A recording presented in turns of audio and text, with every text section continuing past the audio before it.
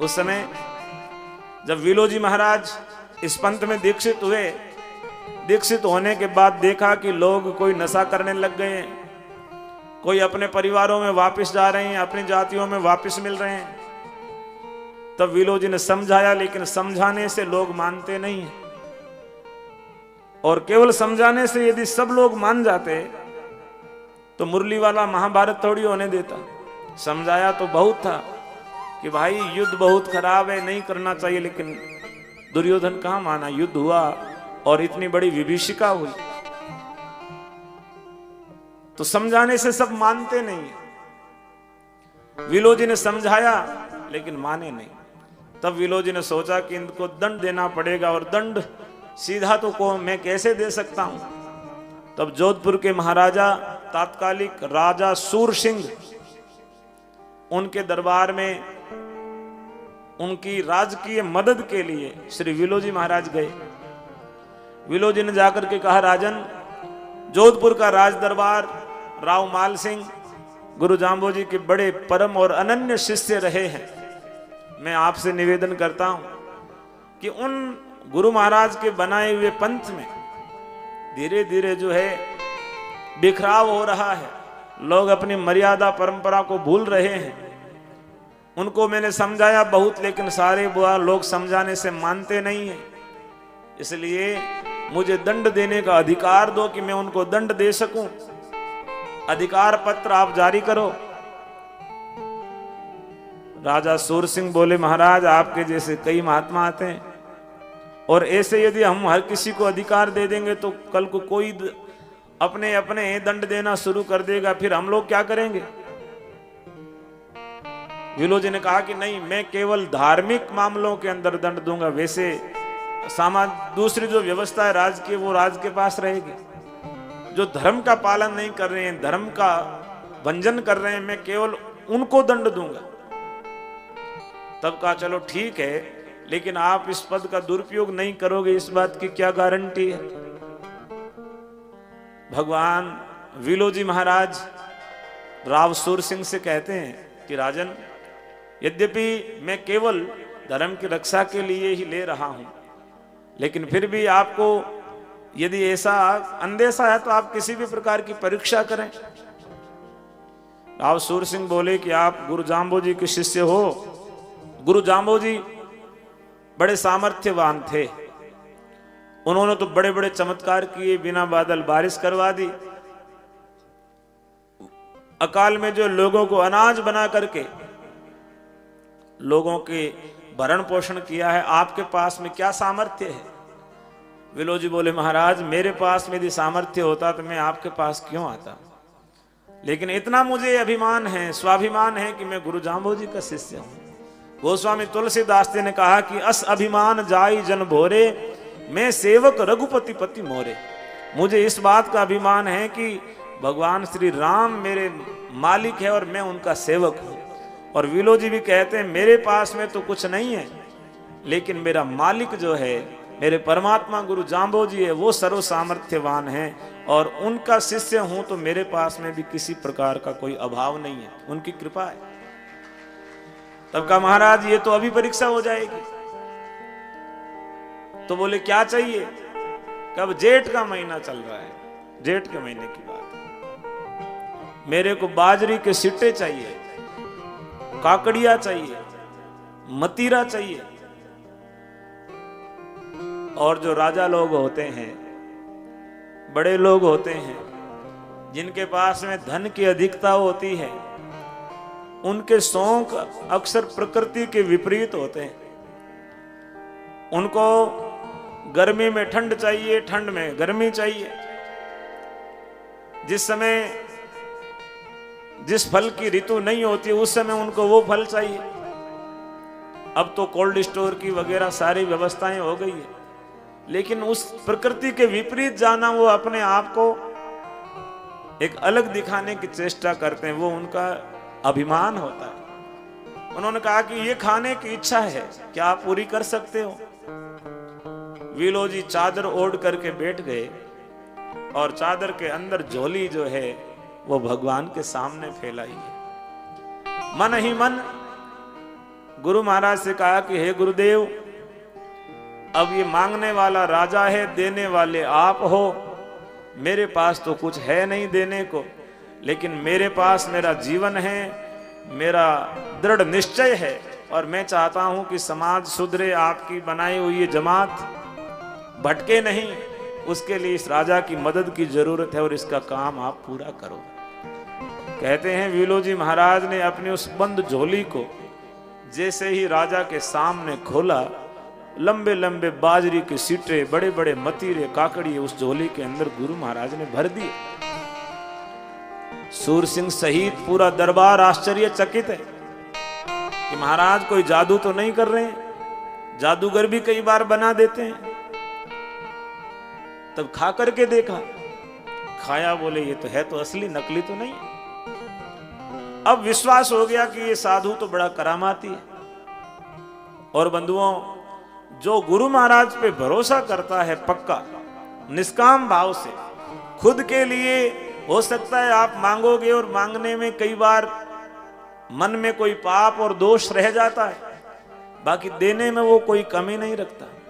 श्री विलोजी महाराज ने गुरु महाराज पे भरोसा कर लिया है। श्री विलोजी जब रेवाड़ी से आए हैं तब आंखें नहीं थी, पीठ झुकी हुई थी, लेकिन गुरु महाराज के चरणों में आके सिर रखा, झुकी हुई पीठ सीधी हो गई, पैर का जो कुबड़ था वो निकल गया और आंखों की रोशनी आ गई। आप समझ रहे हो इसका भाव कि आपको कहीं कुछ नहीं दिख रहा है तो आपको कहीं दूसरी जगह जाने की नहीं है, जरूरत गुरु महाराज के शरण में आओ, गुरु महाराज के चरणों में सिर झुकाओ, उनकी लीलाओं को सुनो, उनकी वाणी को सुनो। विलोजी ने कहते शब्द वाणी को सुना, तब उनकी आंखों की रोशनी आ गई। आप लोग भी यदि शब्द वाणी को पढ़ोगे, शब्द वाणी को समझोगे, तो आपके भी आंखों की रोशनी आ जाएगी। आंखों की रोशनी केवल ये जो आप और हम देख पा रहे हैं यही नहीं है, इनके अंदर भी एक रोशनी होती है, अंदर भी एक समझ होती है, सूझ होती है। अंदर वाली रोशनी यदि काम नहीं कर रही है तो केवल आंखों का देखना ही देखना नहीं है, और वो तब होगी जब शब्दवाणी को सुनोगे। विलोजी ने शब्दवाणी को सुना और सुनने के बाद उनकी आंखें खुली। और आप लोग भी, मैं कहता हूं कि शब्दवाणी को पढ़ो या सुनो, सुनने के बाद आपकी भी आंखें खुलेगी कि गुरु महाराज ने हमारे लिए क्या कहा है। लेकिन अफसोस ऐसा है कि अब ना सुनने का समय है ना पढ़ने का समय है, सब लोग भाग रहे हैं। एक कभी खत्म न होने वाली दौड़ के ऊपर चल पड़े कि ये हो जाएगा, वो हो जाएगा, और ये संसार की आशाएं, इच्छाएं कभी पूरी नहीं होती। और श्री विलोजी कमर से झुके हुए थे। आप लोग संसार में झुक झुक करके आपकी कमर टूट गई है, बोझ से, टेंशन से, किसी प्रकार की संसार की समस्याएं ले ले के कमर झुक गई है। तो इस झुकी हुई कमर को सीधा करना है, अपने बोझ को हल्का करना है, तब गुरु महाराज की शरण में आ जाओ। गुरु महाराज की शरण में आते ही आपकी कमर भी सीधी हो जाएगी, आपका बोझ भी हल्का हो जाएगा। भटक रहे हैं लोग, भटके हुए को जब सहारा मिल जाए। विलोजी ने जब पहली साखी गाई, विलोजी ने कहा कि बहु दुख सयो शरण बिन गुरु की, अब धोको न आण अनेरा, लख 84 चोचक भीतर भरम्यो बहुती बेरा, गुरु तार बाबा तू पालक सर्व दुख भंजन में अपराधी तेरा, स्वेदज जेरज अंडज उजभिज मैं भुगती खेण अनेरा। बहुत भटका हूं हे दाता, हे प्रभु, आपके बिना, आपकी शरणागति के बिना। अब मैं आपकी शरण में हूं और अब तू पालक है, सब दुखों का भंजक है, इसलिए अब मैं कहीं नहीं जाऊंगा। वील कहे विनती गुरु आगे, मोय संभड़ो अब की बेरा, अर्ज करूं सायब जी आगे।